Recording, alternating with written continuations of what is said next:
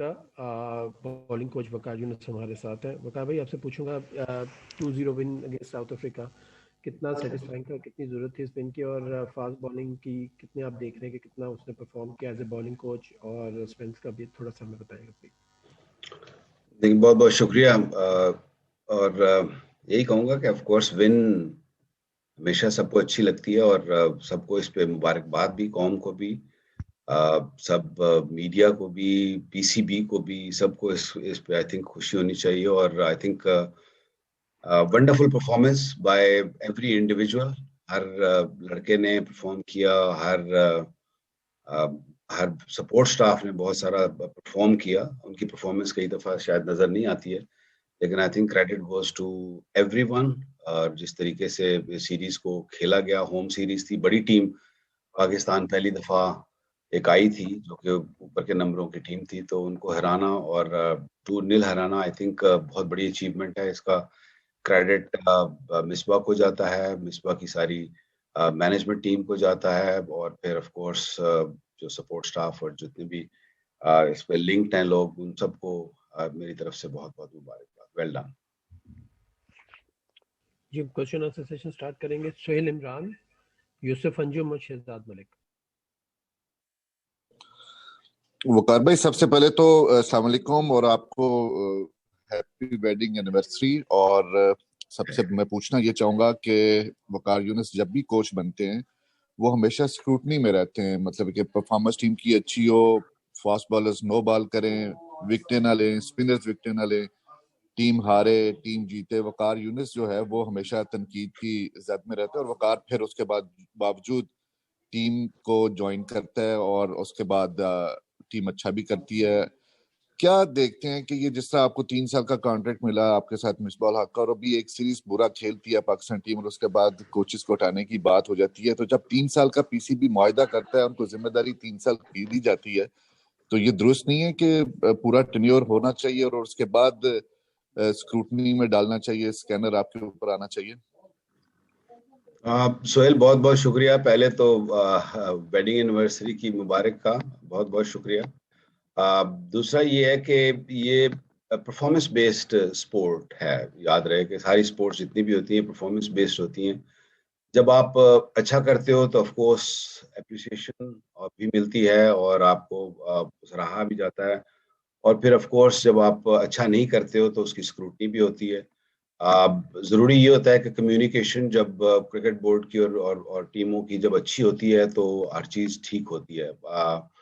जहाँ तक कॉन्ट्रैक्ट की बात है, ऑफ कोर्स मैं दूसरी तीसरी बल्कि चौथी दफ़ा पाकिस्तान टीम के साथ मुंसलिक हुआ हूँ, तो क्रिटिक्स होते हैं और अच्छी बात है, होने चाहिए। क्रिटिक्स होंगे तो हम इम्प्रूव करेंगे। लेकिन जहाँ तक अननेसेसरी क्रिटिक्स और just for the sake of critics, जिसकी कंस्ट्रक्टिव क्रिटिसिज्म अगर नहीं होगा तो उसका मेरे लिए वो लिटरली बामायनी है, क्योंकि मैं बहुत एक्सपीरियंस हो गया मुझे इस काम में और मुझे पता है कि ये किस तरीके से ये सारा चलता है सिलसिला। तो आई एम हैप्पी कि अगर कोई कंस्ट्रक्टिव क्रिटिसिज्म जब वो करता है, ताकि उसमें हमारी इम्प्रूवमेंट होती है, हम उसको बेहतर करते हैं। और बाकी ये है कि जहाँ तक क्रिकेट बोर्ड ने कॉन्ट्रैक्ट दिए हैं तो आई थिंक उन्होंने कुछ देख के ही कॉन्ट्रैक्ट दिए हैं। तो ऐसा होना चाहिए कि आपको जब भी सवाल जवाब हो, बल्कि मैं कहूँगा कि जैसे न्यूजीलैंड टूर के बाद कमेटी ने बुलाया था, आई थिंक ये रेगुलर होना चाहिए, ताकि दूसरी पार्टियों दोनों की एक कम्युनिकेशन होनी चाहिए, पता होना चाहिए कि हम कहाँ जाना चाह रहे हैं और कहाँ पहुँच गए हैं।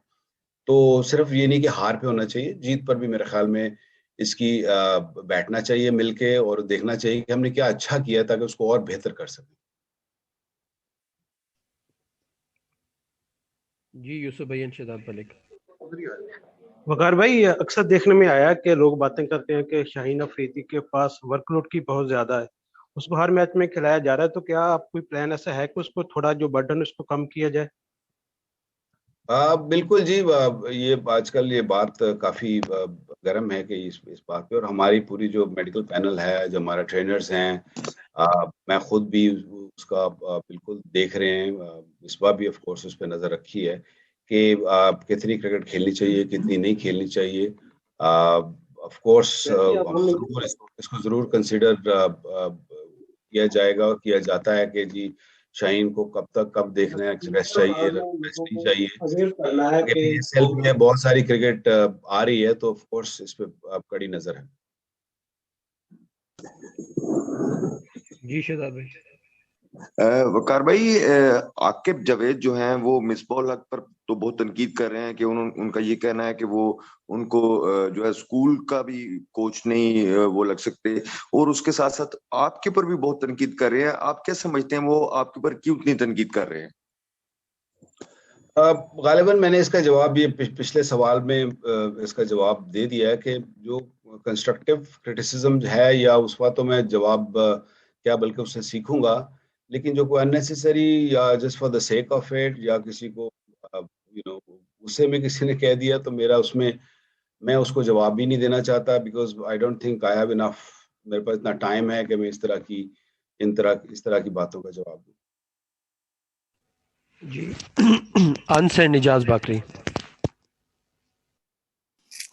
वकार भाई, हसन अली की बॉलिंग की बात करें, थोड़ा सा उनका बता दें। उन्होंने काफी अच्छा कमबैक किया है और उनकी जो बॉल है उसमें काफी स्विंग हो रहा है, तो आप उनको आइंदा फ्यूचर में आपने उनको ज़ाहिर बात है टिप्स दी होंगी और आपकी जो वो सरबराही में और आपकी निगरानी में उन्होंने अपनी बॉलिंग में वेरिएशन लेके आए हैं।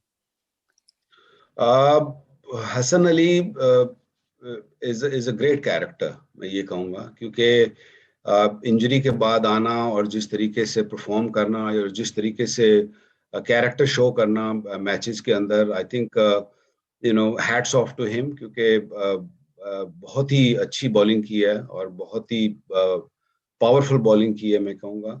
क्योंकि मैंने इसको इंजर्ड भी देखा है, क्योंकि साल 1.5 साल ही वाज स्ट्रगलिंग एंड, और सबसे बड़ी अच्छी बात यह है कि गिव अप नहीं किया। समझने की बात यह है कि जो भी अगर फास्ट बॉलिंग करना चाहता है, जो नेक्स्ट जनरेशन भी हमारी आ रही है, अपने एक्सपीरियंस से, वसीम अकरम के एक्सपीरियंस से या और जितने भी बड़े फास्ट बॉलर्स गुजरे हैं उनके एक्सपीरियंस से मैं आपको ये बता सकता हूँ कि अगर आपने फास्ट बॉलिंग करनी है तो आपको ये इंजरीज आएंगी, और ये होती हैं, क्योंकि ये नेचुरल एक्ट नहीं है, ये एक आपकी बॉडी के ऊपर बहुत लोड पड़ता है और आपको स्ट्रांग होना पड़ेगा, मेंटली बहुत स्ट्रांग होना पड़ता है। जो कि देखा अपनी आंखों के सामने, पूरा हसन अली को फिट होते देखा, मेहनत करते हुए देखा, फिर फर्स्ट क्लास में जाके जिस तरीके से उसने बॉलिंग की है, क्योंकि याद रहे कि उसको बहुत अर्ली एज में और बहुत अर्ली करियर में बहुत ज्यादा सक्सेस मिल गई थी, तो एकदम इंजरी आना और फिर इतना अरसा बाहर रहना, ये सिर्फ मैं ही आपको बता सकता हूँ, क्योंकि 92 के वर्ल्ड कप में जो मैंने इंजरी को देखा था, इट्स वेरी हर्टिंग। आप बड़ा, क्योंकि इतनी हाई आपने देखी होती है और अचानक आपका बिल्कुल ऐसे लगता है जैसे दुनिया खत्म हो गई। तो जिस तरीके से हसन ने गिव अप नहीं किया, फाइट करता रहा अपनी, और जितना वो फिट हुआ है माशाल्लाह, he is doing a wonderful job. So credit goes to him. Of course इस सीरीज को जीतने में बहुत बड़ा हाथ है उसका, और of course credit goes to the other players also, जिस तरीके से सपोर्टिंग रोल, शाहीन ने बहुत अच्छी बॉलिंग की, यासिर ने बहुत अच्छी बॉलिंग की, Nauman was very very impressive. So I think wickets लेना जो है 40 विकेट्स लेना, it's that's how you win test matches. And I think as a pack, complete pack, Faheem Ashraf को देख लें, पूरा जो हमने 5 बॉलर खिलाए, I think they all did their job. That's why अभी हम जो बैठे हुए हैं कि 2-0 टेस्ट सीरीज जीती है साउथ अफ्रीका का, मैसिव टेस्ट सीरीज है, याद रहे, क्योंकि होम सीरीज पहली बड़ी टीम आई है होम सीरीज में, तो इट्स अ ग्रेट अचीवमेंट। जी बाकरी।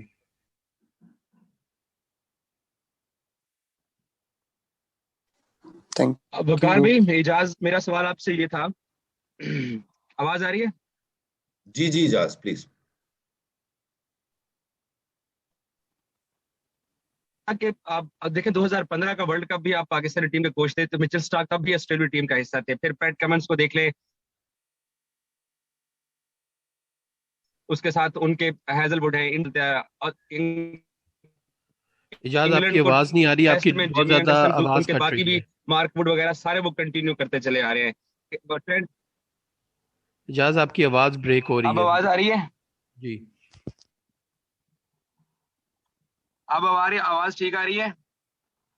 जी जी बोलिए अब जाज आवाज प्लीज। ठीक आ रही है मेरी जी वकार जी भाई? प्लीज जाज प्लीज बोलिए। मेरा सवाल आपने सुन लिया होगा। मेरा सवाल आपने सुन लिया होगा कि नहीं सुना ना, दुनिया की सुनो तो जितनी कह भी रहे हैं टीमें हैं कि उनके आवाज जो, कट रही। मैं कह रहा था कि Australia, India, New Zealand, south Africa, जितनी भी टीमें हैं उनके जो बॉलर्स हैं वो तकरीबन 2015 वर्ल्ड कप के बाद के बॉलर अभी भी चले आ रहे हैं। मतलब उनको छठा सातवां साल है तमाम टीमों के तीन तीन बड़े बड़े बॉलर्स को। अब हमारे यहाँ चले, ठीक है, आमिर ने टेस्ट क्रिकेट छोड़ी, वहाब ने टेस्ट क्रिकेट छोड़ी, लेकिन दोनों T20 सीरीज का हिस्सा नहीं है। और हम लोग अब शिफ्ट हो गए हैं हारिस पे, शाहीन पे, नसीम पे और अब नए बॉलर्स के ऊपर। तो अभी साउथ अफ्रीका से हम T20 सीरीज खेलने जा रहे हैं, फिर इंडिया में वर्ल्ड कप भी है। और आपको याद होगा 2016 के वर्ल्ड कप में आप हेड कोच थे, जब आपने रिपोर्ट भी लिखी थी, अफरीदी कप्तान थे हमारी इंडियन कंडीशन में, हम लोग सेमी भी नहीं पहुंच सके थे। सो हमारे बॉलर की जर्नी 5 से 7 साल की भी नहीं रही है आप बकार भाई। तो आगे आप कैसा देखते हैं? अगला वर्ल्ड कप भी है, फिर T20 वर्ल्ड कप भी है।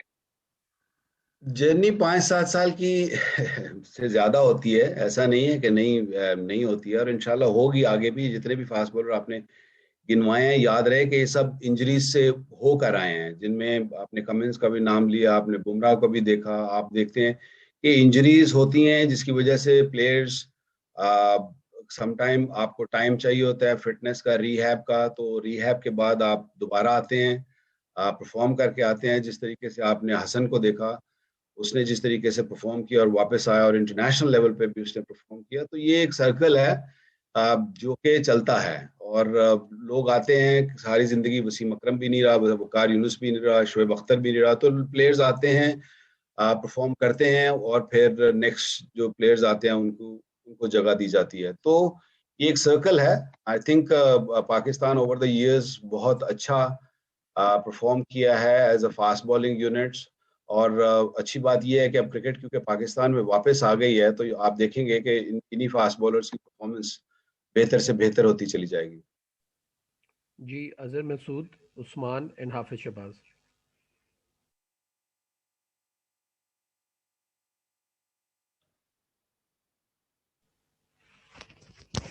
अजहर, आपको आवाज आ रही है?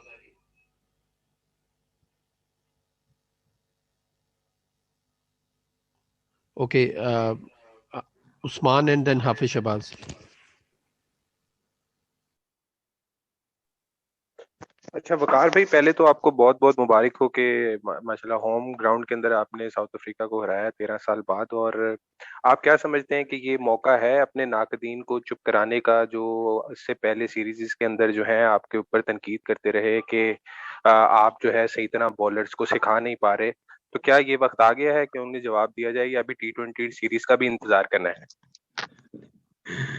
किसी को जवाब देने की जरूरत नहीं है। हमारा काम है, हमारा पैशन है ये हमारा, और हम चाहते हैं कि पाकिस्तान जीते।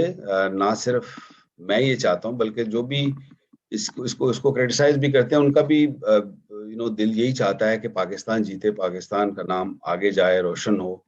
तो हम सब इसी काविशों में, किसी को नीचा दिखाने का यहाँ हरगिज भी मकसद नहीं है।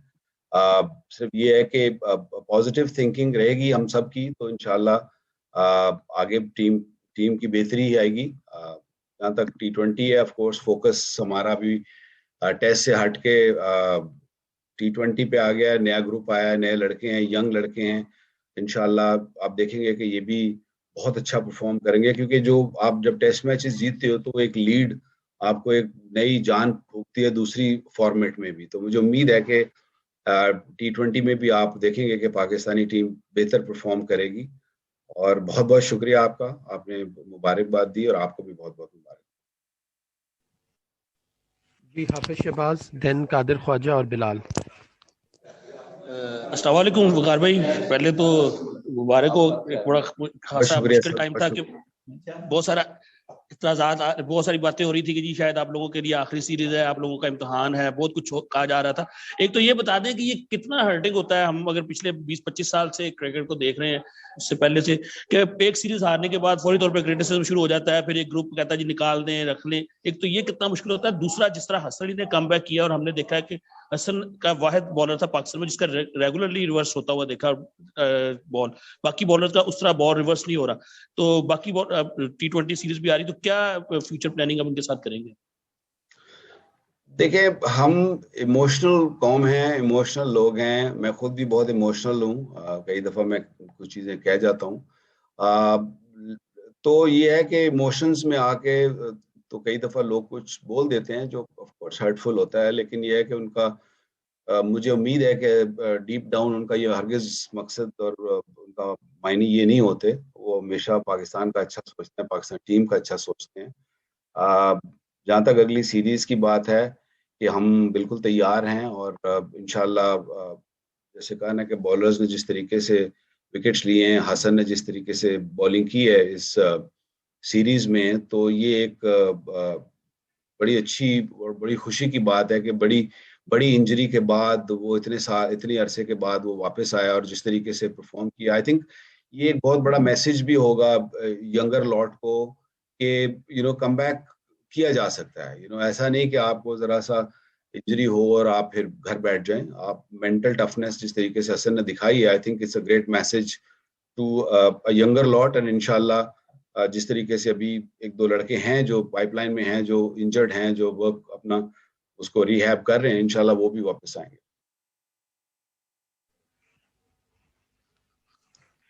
जी वकार भाई, अस्सलाम वालेकुम। जी वास्सलाम कादर भाई। अच्छा वकार भाई, नेशनल हाई परफॉर्मेंस सेंटर के कोचेस हमने देखा कि कराची में उनकी खिदमात ली गई, आप लोगों के साथ उन्होंने असिस्ट किया। तो सर कितना हेल्पफुल साबित हुआ आपके लिए कराची में नेशनल हाई परफॉर्मेंस सेंटर के कोचेस? या कोई इनसिक्योरिटी होती है जब आप बॉलिंग कोच होते हैं और हेड कोच आपके पास होते हैं, तो उसके बावजूद पाकिस्तान क्रिकेट बोर्ड कोचेस की खिदमात लेता है, तो कितना वो थोड़ी सी दिमाग में आती है कि इनसिक्योरिटी हो जाती है कि यार ये कोचेस क्यों आए हैं? इतने सालों के बाद मेरा नहीं ख्याल कोई इनसिक्योरिटी होनी चाहिए या कोई इनसिक्योरिटी है। आई थिंक इम्पोर्टेंट क्या है, इम्पोर्टेंट ये है कि पाकिस्तान अच्छा करे और पाकिस्तान के लड़कों को बेहतर परफॉर्म करना चाहिए। उसके लिए अगर नेशनल एकेडमी से लोग आते हैं तो दैट्स वेरी वेरी गुड। मैं तो हमेशा ये कहता हूँ कि कम्युनिकेशन और ये कहता हूँ कि एक लिंक और ज़रूर होना चाहिए ताकि उनको भी बिल्कुल पता होना चाहिए, हाई परफॉर्मेंस सेंटर को भी, कि जो ऊपर जब लड़का आता है तो ऊपर क्या उनसे डिमांड की जाती है या उनसे क्या ऊपर चाहा जाता है। तो I think it was very fruitful उनका आना, क्योंकि उन्होंने बहुत सारा लर्न किया है। जैसे उनकी हेल्प हमें मिली तो उन्होंने भी बहुत लर्न किया कि यार जब लड़का हमने यहाँ से हाई परफॉर्मेंस सेंटर से ऊपर भेजना है तो उसके लिए ये चीजें दरकार हैं। तो it was more like a communicational tour for them to understand, to have understanding between the top coaches जो ऊपर इंटरनेशनल रन कर रहे होते हैं और हाई परफॉर्मेंस सेंटर का। आई थिंक कनेक्शन बहुत जरूरी है। I think that will that has helped and इंशाल्लाह आगे भी ये हेल्प करेगी। अस्सलाम वालेकुम वकार भाई। जी वालेकुम अस्सलाम। जी जिस तरह से अब देखा कि शाहीन, हारिस, हसन, फहीम, आमिर यामीन और अमाद बट इतना कंपटीशन हो गया है और ख़ास तौर पे T20 फॉर्मेट है, तो हमने कल देखा ट्रेनिंग में भी आप सबको बारी बारी, जिस तरह आमिर यामीन को आप समझा रहे थे, इमाद बट को आप काफ़ी देर अपने पास बुलाकर आपने उन्हें समझाया। तो क्या आपको लगता है कि ये प्लेयर्स लॉन्ग टर्म पाकिस्तान के लिए खेल सकते हैं? देखिए, ये पाकिस्तान की क्रीम है, आपकी फर्स्ट क्लास के परफॉर्मर्स भी हैं और पास्ट में इन्होंने परफॉर्म भी किया है और आगे फ्यूचर भी है ऑफ कोर्स। और हमारा यही फर्ज है, बीइंग बीइंग फादरली फिगर और being the eldest in the group, मेरा ये फर्ज है कि उनको उनको कंफर्ट जोन में लाना पहले, एंड देन ऑफ कोर्स जो उनकी थोड़ी बहुत फाइन ट्यूनिंग है जो इस लेवल पे की जाती है उस पे उनको अपनी पूरी जो तजुर्बा है जो उसको इनहेंस किया जाए, उनको उनको बताया जाए कि क्या what is good, what is not good. So it was good, अच्छा लगा कल यंग फास्ट बॉलर्स कुछ नए लड़के आए तो देख के उनको और उनके साथ काम करके बहुत अच्छा लगा। और कंपटीशन बढ़ेगा, प्रॉब्लम जरूर बढ़ती है, लेकिन ये अच्छी प्रॉब्लम है। जी एहतशाम भाई and then Arsalan.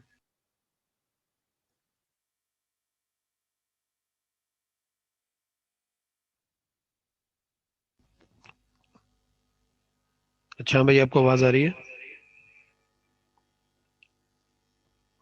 Okay Aslan, आप प्लीज क्वेश्चन करिएगा। अस्सलाम वालेकुम वकार भाई। जी वालेकुम सलाम अस्सलाम, कैसे हैं आप? अल्लाह का। अच्छा वकार भाई, ये बताइएगा, इस वक्त हम देखें तो पाकिस्तानी जो बॉलिंग लाइन है, फास्ट बॉलिंग लाइन अप है, वहाँ पे नो डाउट हमारे पास जो है एक इस वक्त लूप में काफी लड़के मौजूद हैं, और प्लेइंग 11 में भी हमारे परमानेंट मेंबर्स शहीन शाह अफरीदी और हारिस रऊफ को हम देखते हैं T20 के हवाले से भी। लेकिन कुछ सीनियर्स बॉलर्स हैं, जैसे जुनैद खान है, उनका हमें प्रोटेस्ट भी वर्ल्ड कप के दौरान भी देखने को मिला था, अभी PSL में भी उन्हें मुंतखब नहीं किया गया। तो उन बॉलर्स का जो है वो करियर कहाँ पे देख रहे हैं? क्या वो उनकी जो है वो पाकिस्तान टीम में वापसी हो सकती है? क्योंकि आमिर भी अब जो है वो टीम के साथ नहीं रहे, तो उन लोगों का करियर कहाँ देखते हैं जिनको अब PSL के लिए भी इवन मुंतखब नहीं किया गया? देखिए सेलेक्टर्स, आपको पता है कि 6 सेलेक्टर्स हैं जो रीजनल क्रिकेट को भी रन करते हैं, प्लस चीफ सेलेक्टर भी प्रॉपर वन मैन जॉब आ गया है। तो आई थिंक वो कड़ी नजर इस पे रखे हुए हैं, वो जरूर देख रहे होंगे कि कौन से बॉलर क्या किस तरह परफॉर्म कर रहे हैं। ऑफ कोर्स फ्यूचर, जब तक आप खेलते हो, आप खेलते पाकिस्तान के लिए, खेलने के लिए ही खेलते हो, तो अगर तो आपकी हंगर और आपकी ड्राइव है पाकिस्तान खेलने के लिए, तो आप फोर्स डोमेस्टिक क्रिकेट में अच्छा परफॉर्म करोगे, खेलते रहोगे, सेलेक्टर्स की नजर में आओगे, और इंशाल्लाह you will get picked. And और हम जो ऊपर कोचेस हैं, वी ऑलवेज वेलकम यू, जो भी सेलेक्ट होके आएगा, and we will try to get the best out of it. जी सबा, आप करिएगा।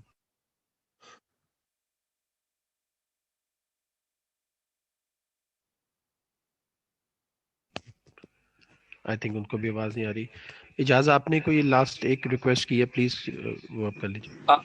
वकार भाई, हम लाहौर में श्रीलंका से T20 मैचेस हारे थे, और फिर आपने PSL में देखा कि क्रिस लेन और बेन डंक ने यहाँ सेंचुरियां स्कोर की हुई हैं। 180 190 का टारगेट हो रहा था। तो लाहौर का विकेट आपने देखा होगा कल आके, सो लाहौर का विकेट आपको कैसा दिखाई दे रहा है, और कितना स्कोर आप समझते हैं पाकिस्तान के लिए चेज करने के लिए आसान रहेगा और डिफेंड करने के लिए आसान रहेगा?